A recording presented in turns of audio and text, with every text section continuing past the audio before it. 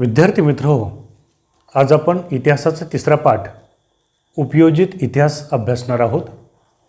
या पाठामध्ये आपल्याला उपयोजित इतिहास म्हणजे काय, उपयोजित इतिहास आणि विविध विषयामधील संशोधन, उपयोजित इतिहास आणि वर्तमान काळ, सांस्कृतिक आणि नैसर्गिक वारशाचे व्यवस्थापन आणि संबंधित व्यावसायिक क्षेत्रे या मुद्द्यांची माहिती घ्यायची आहे।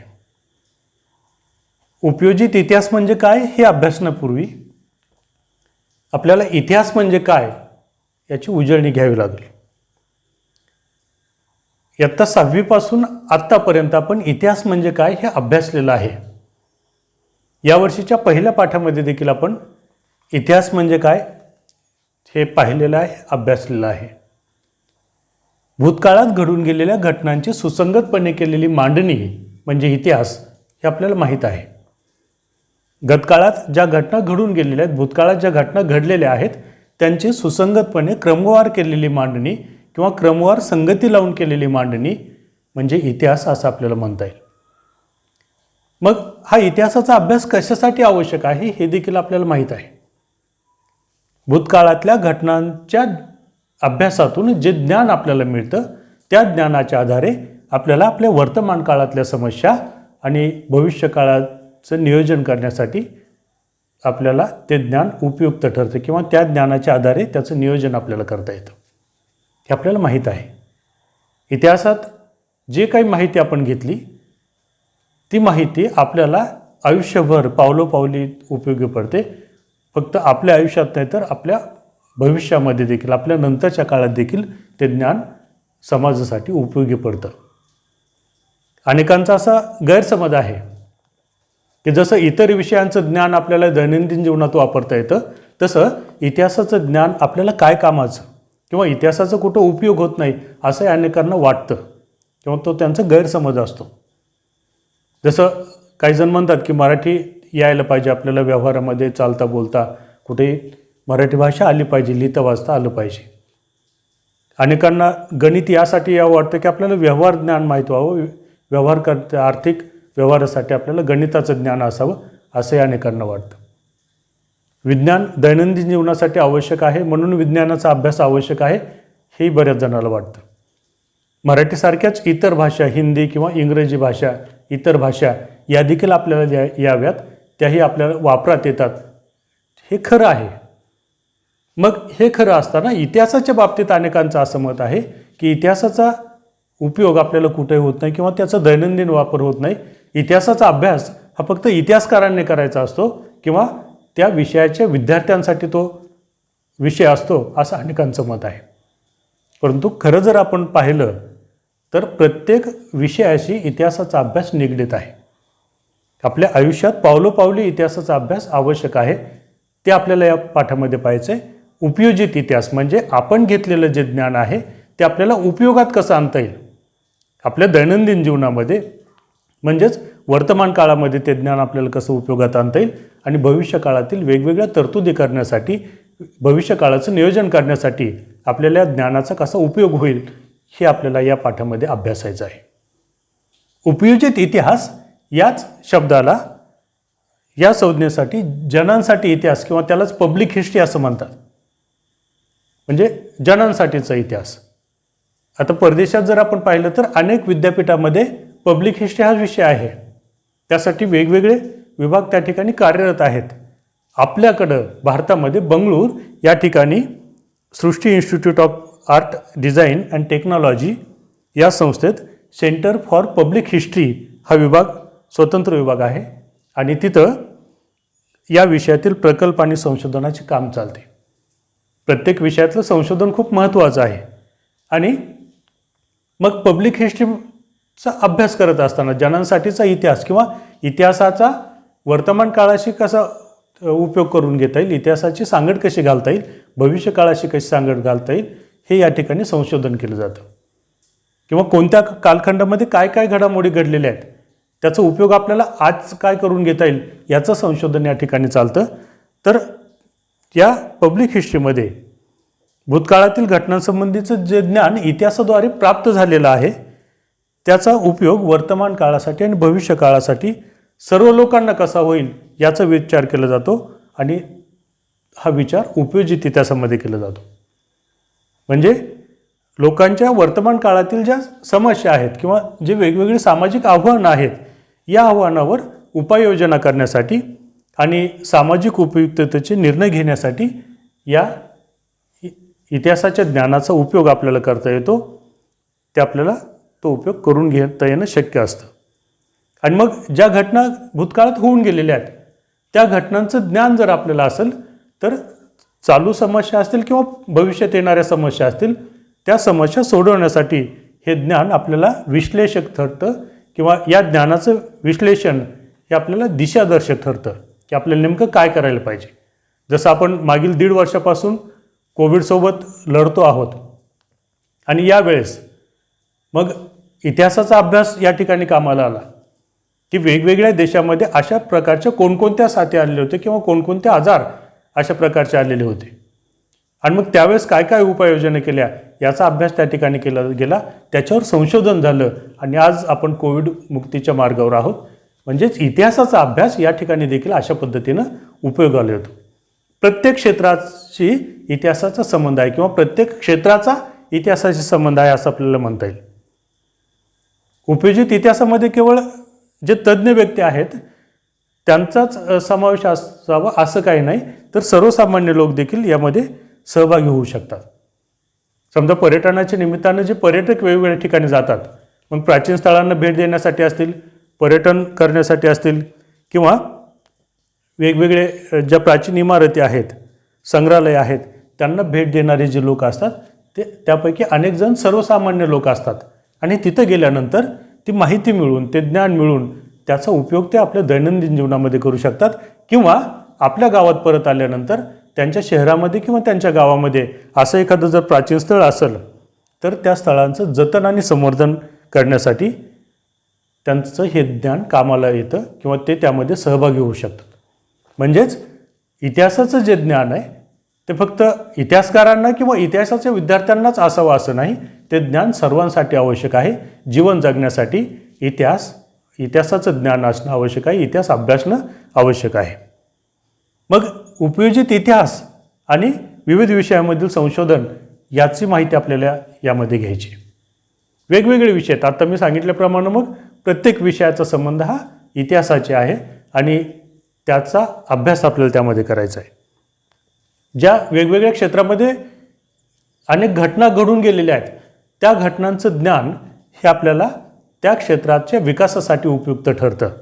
आणि मग ते विज्ञान असेल, तंत्रज्ञान असेल किंवा तत्त्वज्ञान असेल, सामाजिक धार्मिक संघटन असेल, राजकारण असेल, प्रत्येक क्षेत्राचा इतिहास आपल्याला माहीत असणं आवश्यक आहे किंवा त्या क्षेत्राच्या विकासासाठी त्या क्षेत्राचा इतिहास अभ्यासणं महत्त्वाचं आहे. आणि मग त्या क्षेत्रातील पुढील वाटचालीसाठी हे ज्ञान, त्या इतिहासाचं ज्ञान आपल्याला उपयोगी पडतं आणि ज्याच्याकडे त्या ज्ञानाचा संचय असेल तो व्यक्ती त्या क्षेत्राला न्याय देऊ शकतो. म्हणजे ज्ञानाचा संचय जर असेल त्या संचयाच्या स्थितीवर त्या क्षेत्राची प्रगती अवलंबून असते किंवा विकास अवलंबून असतो असं आपल्याला म्हणता येईल. आणि मग आपण जे वेगवेगळे विषय पाहणार आहोत त्या क्रमांक 1ला आहे तत्त्वज्ञान. तत्त्वज्ञानामध्ये ज्या वेगवेगळ्या विचार प्रणाली होऊन गेलेल्या आहेत, वैचारिक परंपरा होऊन गेलेल्या आहेत, विचारसरणीचा उगम झालेला आहे, त्यांच्या वाटचालीचा इतिहास आपल्याला अभ्यासावा लागतो. तर आपल्याला तत्त्वज्ञानामध्ये नवीन काहीतरी करता येतं किंवा त्या तत्त्वज्ञानाचा उपयोग आपल्याला करता येतो. तसंच तत्त्वज्ञानाचा अभ्यास करत असताना आपल्याला ते तत्त्वज्ञान ज्या भाषेतून सांगितलेलं आहे, लिहिलं गेलेलं आहे, त्या भाषेचा इतिहास देखील अभ्यासावा लागतो. म्हणजे एकतर तत्त्वज्ञानातील विचार प्रणाली आपल्याला अभ्यासावी लागते, विचारसरणी आपल्याला अभ्यासावी लागते, वैचारिक परंपरा आपल्याला अभ्यासावी लागते. त्याचबरोबर ते तत्त्वज्ञान ज्या भाषेतून सांगितलेलं आहे त्या तत्त्वज्ञानाचा इतिहास अभ्यासत असताना ती भाषा आपल्याला समजून घ्यावी लागते. ते तत्त्वज्ञान ज्या भाषेतून व्यक्त झालेलं आहे त्या भाषेचा इतिहास देखील आपल्याला अभ्यासावा लागतो. म्हणजे इथं तत्त्वज्ञानाबरोबर भाषेसोबत देखील इतिहासाचा संबंध आहे हे आपल्याला लक्षात येतं. दुसरं जे क्षेत्र आहे ते विज्ञान. आता विज्ञानाचा जर आपण विचार केला तर आपल्याला माहीत आहे की गरज ही शोधाची जननी आहे. म्हणजे आपल्याला जशी गरज निर्माण होईल तसे आपण शोध लावले. अनेक उदाहरणं आपल्याला घेता येतील. समजा एखाद्या शेतकऱ्याचं जर आपण उदाहरण घेतलं तर अगोदर शेतीच्या सिंचनासाठी म्हणजे शेतीला पाणी देण्यासाठी, पिकाला पाणी देण्यासाठी बैलांच्या सहाय्याने एक मोट असायची. मोट आपल्यापैकी काहींनी पाहिले असेल, काहींनी नसेल पाहिले. तर ती चांबड्याची मोट असायची आणि ती मोट विहिरीमध्ये सोडली जायचे. बैलाच्या सहाय्याने ते पाणी भरून वर यायचं, जसं आपण बकेट शेणतो, पोहरा येते शेणतो त्या पद्धतीनं, आणि ते हौदात यायचं, हौदातून पिकापर्यंत जायचं. नंतर इंजिन आलं, त्यामध्ये इंजिनाच्या साह्यानं ते पाणी शेतीला दिलं जाऊ लागलं.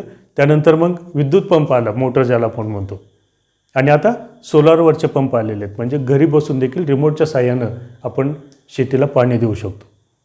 ह्याशी म्हणजे तंत्रज्ञान विकसित होत गेलं, विज्ञान विकसित होत गेलं, नवीन नवीन शोध आपण लावले. जसजशी गरज पडेल त्या पद्धतीनं गरजेनुसार आपण विज्ञानामध्ये शोध लावले. तसंच काही शोध हे जिज्ञासे पाहायला लागलेले आहेत. जसं मी पहिल्या पाठामध्ये आपल्याला उदाहरण दिलं इतिहासाचा परिचय करून घेत असताना, की न्यूटननं गुरुत्वाकर्षण शक्तीचा शोध लावला. कसा लावला हे आपल्याला माहिती आहे सगळ्यांना. मग तो सफरचंदाच्या झाडाखाली असताना सफरचंद खाली पडलं आणि त्यानं विचार केला खालीच का पडलं, इकडं का नाही, तिकडं का नाही, आणि मग अनेक वस्तू त्यानं फेकल्या आणि त्यातून त्यानं गुरुत्वाकर्षणाचा शोध लावला. आज या शोधावर अनेक शोध अवलंबून आहेत. म्हणजे त्यातून अनेक शोध नंतर लागले गुरुत्वाकर्षणाच्या या शोधातून. म्हणजे एखाद्या बाबतीत जेव्हा जिज्ञासा निर्माण होते तेव्हा त्या जिज्ञासेपायी देखील काही शोध लागलेले आपल्याला पाहायला मिळतात.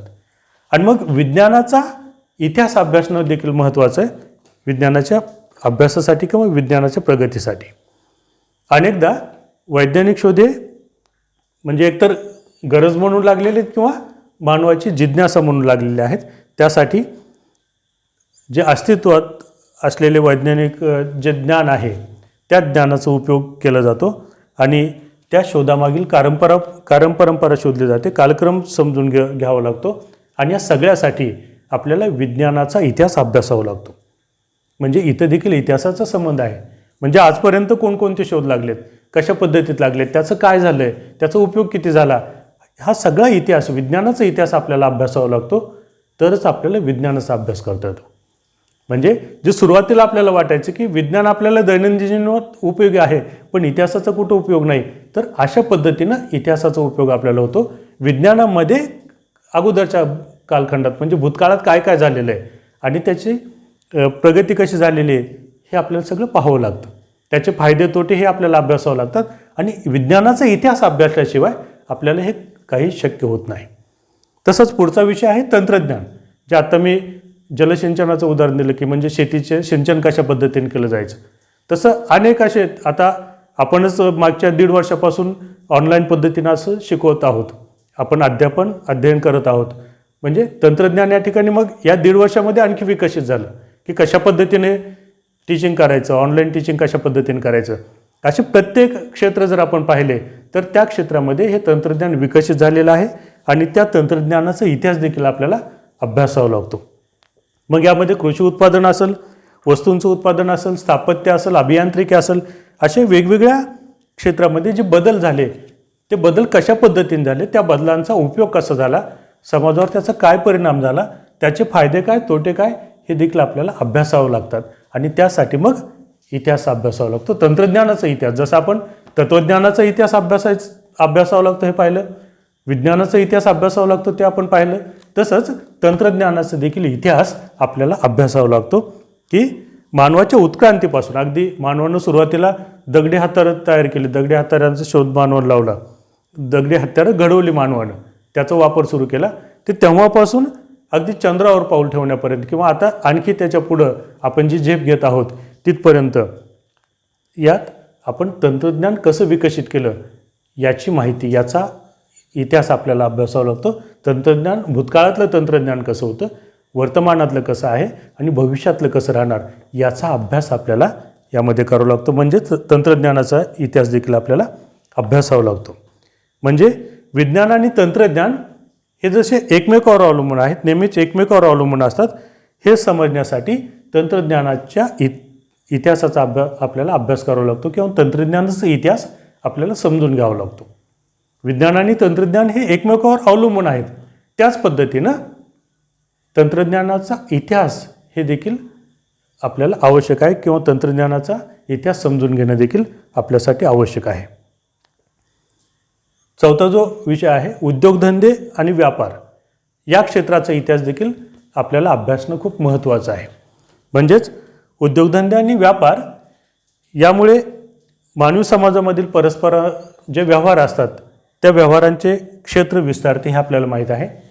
मग हे क्षेत्र विस्तारत असताना भूतकाळात उद्योगधंदे कसे होते, भूतकाळातला व्यापार कसा होता, वर्तमान काळातला व्यापार कसा आहे त्याचा विचार आपल्याला करावा लागतो. वाढत्या लोकसंख्येनुसार भविष्य काळातला व्यापार उद्योगधंदे कसे राहतील याचंही नियोजन आपल्याला करावं लागतं आणि त्यासाठी उद्योगधंदे आणि व्यापार यांचा देखील इतिहास समजून घेणं हे महत्त्वाचं असतं. मग बाजार असेल आणि व्यापार याचं जे स्वरूप आहे ते स्वरूप बदलत गेलं. अगोदरच्या बाजाराचं स्वरूप बघा, अगोदरच्या व्यापाराचं स्वरूप बघा, आजचं बघा, भविष्यातलं आणखी काही वेगळंच राहणार. आणि मग हे सगळं समजून घेण्यासाठी याचं नियोजन करण्यासाठी आपल्याला उद्योगधंदे आणि व्यापारांचा इतिहास देखील अभ्यासावा लागतो. म्हणजे आपण जे वेगवेगळे क्षेत्र पाहतो आहोत त्या प्रत्येक क्षेत्राचा संबंध हा इतिहासाशी आहे. म्हणजेच जो आपल्या मनात पहिला गैरसमज होता की इतिहासाचा आपल्याला दैनंदिन जीवनात काही उपयोग नाही, पण आपण जर प्रत्येक क्षेत्र अभ्यासत गेलो तर प्रत्येक क्षेत्रामध्ये इतिहासाचा संबंध आहे. इतिहासाचा अभ्यास, इतिहासाचं ज्ञान हे आवश्यक आहे हे आपल्याला लक्षात येतं. मग उद्योग आणि व्यापार यांचा विस्तार समजून घेत असताना, यांचा सगळा इतिहास समजून घेत असताना आपल्याला त्यातली सांस्कृतिक जडणघडण, सामाजिक रचना, आर्थिक व्यवस्था इत्यादींचा देखील इतिहास अभ्यासावा लागतो. म्हणजे भूतकाळात सामाजिक रचना कशी होती, आर्थिक व्यवस्था कशी होती, सांस्कृतिक घडण कशी होती तत्कालीन समाजाची, हे सगळं आपल्याला अभ्यासावं लागतं. म्हणजे इतिहासाचा अभ्यास हा सर्वसमावेशक आहे. सर्व बाबतीमध्ये इतिहासाचा अभ्यास हा उपयुक्त ठरतो किंवा आवश्यक आहे. तसंच व्यवस्थापनशास्त्र, व्यवस्थापन क्षेत्रामध्ये देखील इतिहास महत्त्वाचा आहे. उत्पादनाची जी संसाधनं आहेत किंवा जे मनुष्यबळ आहे आणि उत्पादनाची वेगवेगळ्या प्रक्रिया किंवा त्याची खरेदी विक्री असेल, बाजार असेल, विक्री असेल, यामध्ये व्यवस्थापनाच्या साखळीत त्या संबंधातील भूतकाळ आपल्याला अभ्यासावा लागतो. म्हणजे भूतकाळामध्ये ही यंत्रणा कशी होती. समजा एखादा साखर कारखाना असेल तर तो साखर कारखाना स्थापन झाल्यापासून यंत्रणा कशी होती आणि आज मग कुठपर्यंत आलेलं आहे. म्हणजे बऱ्याच गोष्टी ऑनलाईन झालेल्या आहेत. अगदी म्हणजे वजन, काटा हे सगळं, म्हणजे सगळा जर आपण विचार केला किंवा अनेक ठिकाणी आता ऊसतोड कामगार जे ऊस तोडत होते त्या ठिकाणी हार्वेस्टर आलेले आहेत. म्हणजे यंत्राच्या साहाय्यानं ऊस तोडला चाललो आहे. अगोदर बैलगाडीच्या साहाय्यानं कारखान्यापर्यंत ऊस पोहोचवला जायचा, तो आता ट्रॅक्टरच्या साहाय्यानं, ट्रकच्या साहाय्यानं पोहोचवला चालला आहे. आणखी त्यात वेगवेगळी प्रगती होते. आणि मग हे सगळं आपल्याला, ही जी व्यवस्थापनाची साखळी आहे हे आपल्याला अभ्यासावं लागते. म्हणजेच व्यवस्थापनाचा इतिहास देखील आपल्याला अभ्यासावा लागतो. तो इतिहास अभ्यासल्याशिवाय, भूतकाळात कशी यंत्रणा होती हे अभ्यासल्याशिवाय आजचं व्यवस्थापन आपल्याला करता येत नाही. मग कुठली घटना, क्षेत्र कोणतंही असेल त्या क्षेत्रातलं जर व्यवस्थापन आपल्याला आज सुरळीत चालवायचं असेल तर आपल्या त्या ठिकाणचं भूतकाळातलं व्यवस्थापन कसं होतं, त्याचे काय काय परिणाम झालेले आहेत याचा आपल्याला, म्हणजे सकारात्मक नकारात्मक दोन्ही बाजूने विचार करावा लागतो आणि आजचं व्यवस्थापन आपल्याला त्या पद्धतीने करावं लागतं. त्यावेळेस लोकांची मानसिकता कशी होती, आजच्या लोकांची मानसिकता कशी आहे हे आपल्याला पाहावं लागतं. आणि भविष्य काळामध्ये नेमकं काय काय होईल, काय बदल होतील त्यानुसार देखील आपल्याला व्यवस्थापनामध्ये बदल करावे लागतात. किंवा ज्या आर्थिक संस्था आहेत त्या आर्थिक संस्था अगोदर कशा होत्या, आज कशा आहेत, भविष्यात कशा राहणार याचा देखील आपल्याला विचार करावा लागतो. म्हणजे या प्रत्येक बाबीचा, व्यवस्थापनाशी निगडीत, व्यवस्थापनाशी संबंधित जी प्रत्येक बाब आहे त्या प्रत्येक बाबीचा इतिहास आपल्याला अभ्यासावा लागतो. तर आजचं व्यवस्थापन आपल्याला चांगलं करता येतं, तर आपल्याला आज विकास करता येतो. उद्योगधंदे असतील, व्यापार असेल, व्यवस्थापन असेल, या सगळ्यामध्ये आपल्याला त्या त्या क्षेत्राचा इतिहास हा अभ्यासावा लागतो. पुढचं जे क्षेत्र आहे ते कला. आता कलेचा तर इतिहास आपल्या सगळ्यांना माहीत आहे आणि इतिहास माहीत असल्याशिवाय आजची कुठलीच कला आपली परिपूर्ण होत नाही. मग कोणती, चित्रकला असेल, संगीतकला असेल, स्थापत्यकला, जी कोणती कला असेल त्या कलेचा इतिहास आपल्याला माहीत असणं आवश्यक असतं. की अगोदर काय काय झालेलं आहे, भूतकाळामध्ये काय काय झालेलं आहे, त्यानुसार आता आपल्याला काय करायचं आहे आणि भविष्यात, म्हणजे आज जी कला आहे त्याचा इतिहास आपल्याला अभ्यासल्याशिवाय ती कला परिपूर्ण होत नाहीत. मग त्यामध्ये सगळ्या बाबी आल्या, वैचारिक आल्या, भावनिक, सांस्कृतिक, या सगळ्या ज्या परंपरा आहेत, या परंपरांच्या आधाराने झालेल्या कलांचा विकास आपल्याला समजून घेणं महत्त्वाचं असतं आणि त्यासाठी या क्षेत्राचा इतिहास आपल्याला अभ्यासावा लागतो. कोणत्याही कलाविष्काराचे मर्म, कलाकृतीच्या निर्मात्याची मानसिकता आणि विशिष्ट कलाशैलीच्या विकासाचा क्रम सांस्कृतिक इतिहासाच्या अभ्यासाद्वारे आपण समजू शकतो. म्हणजे त्यानुसार कलेचा अभ्यास आपल्याला करावा लागतो, कलेच्या इतिहासाचा अभ्यास आपल्याला करावा लागतो, तर आपल्याला आज या क्षेत्रामध्ये देखील विकास साधता येईल. नंतरचा जो मुद्दा आहे, नंतरचे जे क्षेत्र आहे मानवी ज्ञानशाखा, म्हणजे मानवाशी संबंधित, मानवतेशी संबंधित, माणसाशी संबंधित ज्या वेगवेगळ्या ज्ञानशाखा आहेत, त्यामध्ये मग इतिहास आहे, पुरातत्व, समाजशास्त्र, मानवशास्त्र, राज्यशास्त्र, अर्थशास्त्र यासारख्या ज्या ज्ञानशाखा आहेत, या ज्ञानशाखांचा उगम कसा झाला आणि विकास कसा झाला याचा इतिहास समजून घेणं आपल्यासाठी खूप आवश्यक असतं. म्हणजे उगमापासून विकासापर्यंत या प्रत्येक शाखेचा विचार आपल्याला करावा लागतो, अभ्यास करावा लागतो, तर आपल्याला या ज्ञानशाखेमध्ये देखील, मानवी ज्ञानशाखेमध्ये आपल्याला प्रगती करता येईल. तत्त्वज्ञान आणि विज्ञान इतर सर्वच ज्ञानशाखांशी जननी मानले जातात. म्हणजे तत्त्वज्ञान आणि विज्ञान या क्षेत्राला, या विषयांना इतर ज्ञानशाखांची जननी मानलं जातं. वैश्विक वैश्विक पसारा असेल आणि मानवाचे त्यातील अस्तित्व यांचा परस्पर संबंध आपल्याला अभ्यासावा लागतो आणि हा संबंध समजून घेण्याच्या जिज्ञासेतून जगभरातील सर्वच मानवी समाजामध्ये त्या संबंधीचे अनुमानके लोक बांधू लागलेले आहेत आणि त्यातून जगाच्या उत्पत्तीबाबत वेगवेगळ्या कथा, सृष्टीचक्र आणि मानवी जीवनासंबंधीचे मिथके, देवदेवतांसंबंधीच्या कल्पना आणि त्या देवदेवतांना प्रसन्न करण्यासाठी केलेले वेगवेगळे विधी, त्यासंबंधीचे तात्विक विवेचन यांचा विकास झालेला आपल्याला पाहायला मिळतो. म्हणजे पहिल्यापासून आत्तापर्यंत वेगवेगळ्या क्षेत्रामध्ये हा विकास आपल्याला पाहायला मिळतो. आणि मग जगाच्या उत्पत्तीच्या ज्या कथा आहेत त्या प्रत्येकाच्या वेगवेगळ्या आहेत, काहीतरी देवदेवतासंबंधीचे मिथके वेगवेगळे, सृष्टीचक्र आणि मानवी जीवनासंबंधीचे मिथके वेगवेगळे आहेत. म्हणजे कुणीतरी काही काही सांगितलेलं आहे आणि हे सगळं माहिती असणं देखील आवश्यक आहे.